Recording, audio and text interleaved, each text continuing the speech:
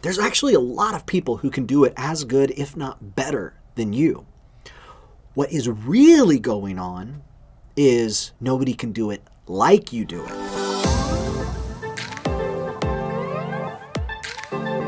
So what I want to talk about today is something that I have labeled as the decision matrix. The decision matrix is all about helping you delegate. See, the problem that we run into with delegation, tell me if this is you. You want to be able to grow your business, build your organization, get responsibilities off your plate, but the people that you have available to you, you feel like you can't trust them to get the job done. You feel like it's not going to be done the right way. It's not going to be done good enough. So the problem is you continue to feel like you're alone in your business, you're alone in your organization, you're alone doing whatever it is that you're doing because nobody can do it quite as good as you. And that's actually not the truth. There's actually a lot of people who can do it as good, if not better, than you. What is really going on is nobody can do it like you do it. They can do it as good, it just is going to look different. So take two different types of coffee, right? Coffee flavor. I like Coffee Mate. I'm drinking my Dutch Brothers here, right? Let's look at that. Hazelnut and vanilla. Now, my wife loves hazelnut coffee creamer. I love the vanilla coffee creamer from Coffee Mate. Which one's better? They're both the same. It's just a different flavor. It gets the job done. It flavors the coffee, it sweetens it, and it gives you a little bit of home in a cup, right? A little bit of comfort in a cup. Delegation to other people is very similar. But let's assume you've hired the right person, you've brought in the right person, and you've trained them well. How do you let go and let them run with it so you can actually grow the things that matter most to you? How do you do it? I've got something that I have developed called a decision matrix, and it's all about delegation. Now, before I get into that, I want to tell you a story of how I developed the concept of the decision matrix.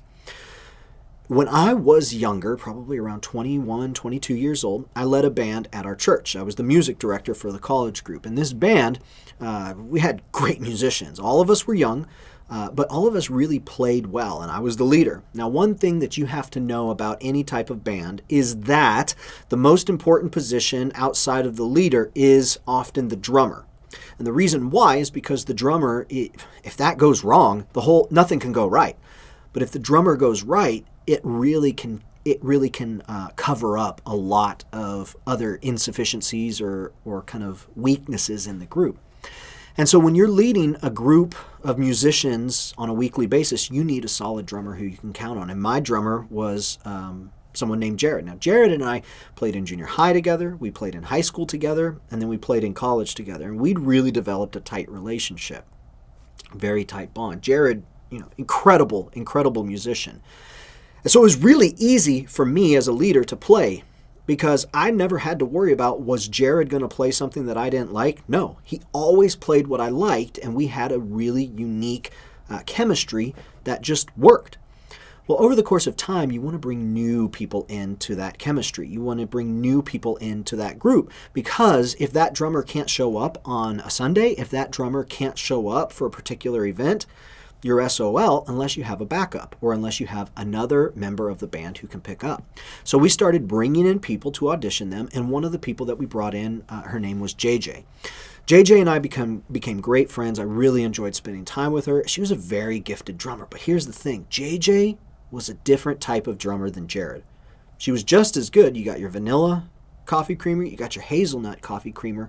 Both of them get the job done, but they're different flavors at the end of the day. JJ was a different flavor than Jared.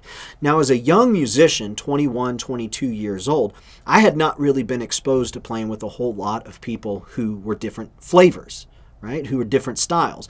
Usually, I was actually playing with younger people, and so they were looking to me for direction, for guidance, for influence. How do you want me to play this?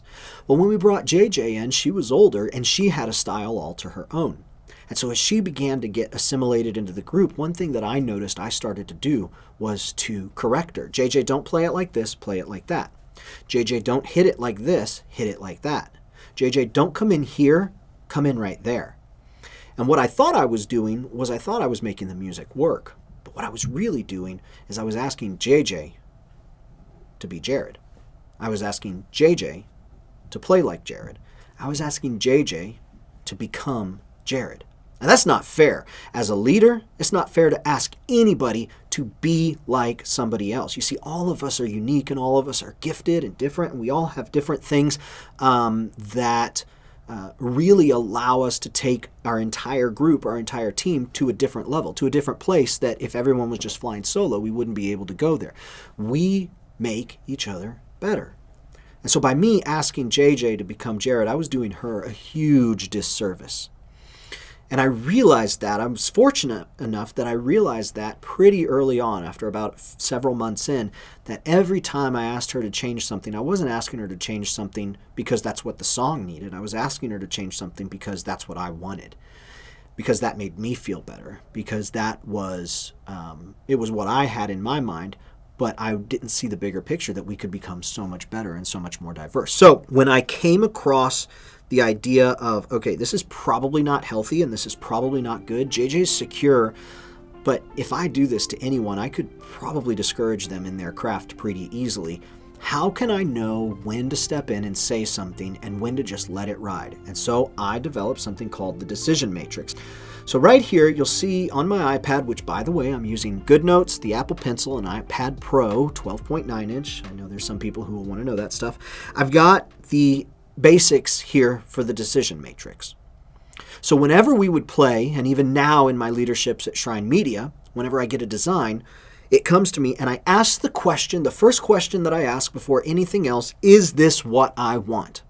And the reason why I ask this question is because ultimately I know that what I want is really, in the basic sense of it, is going to help us move forward, because I am the leader responsible for the vision of the company. Now, I can have people contribute to that and help evolve it and make it better, but I am the leader responsible for moving the company forward. So is this what I want?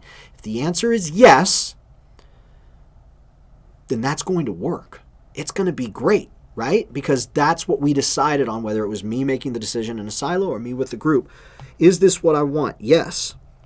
So then I let it ride. Because the assumption is if we've gone through, done our due diligence, and we say, hey, here's what we need you to do. If it comes back exactly the way I wanted it, the assumption there is it's going to work. Not always, but for this example, yes. But what if the answer is no? We've done all of our planning, done all of our strategizing. I send it out, it comes back, and it's not what I want. That's a tough place to be in, because ultimately you've gotten pretty comfortable with things being a certain way in your head, and now you're seeing it out on paper and it looks different than what you had imagined. That's where you move on to question number 2. And question number 2 is, will this work? Is what I'm looking at, is what has been delivered to me, is this ultimately going to work? Is it going to accomplish the same purpose as if it had been delivered exactly the way that I had envisioned it? And so if the answer is yes, then you let it ride, right? You let it ride. If the answer is no, then you say something. If it's just not going to work, then you speak up and you say something and you let that person know that, hey, this isn't exactly the way that we talked about it, and here's why it's not going to work. So, is this what I want? Yes, let it ride. Don't say anything. Just let them run with it. Is this what I want? No. Okay. Come down. And is it going to work? I guess we should do it more like this, right?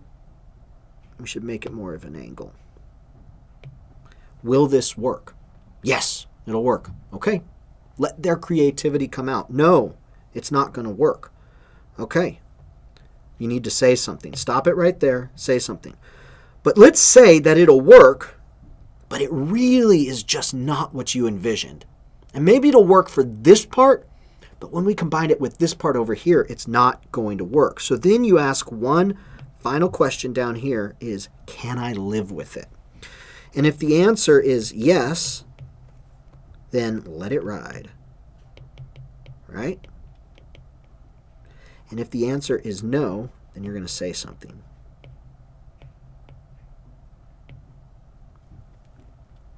Because if you can't live with it, if as a leader, now, hopefully you don't cash in on this last one very much. And hopefully when you do, you have the relational equity to do it, because what they're delivering you is going to work, but it's just so way off the way that you envisioned it that you really want to step in. And maybe you bridge the gap. Maybe you say, hey, you did this part really well. Here's something that I was really hoping for. Can we meet in the middle?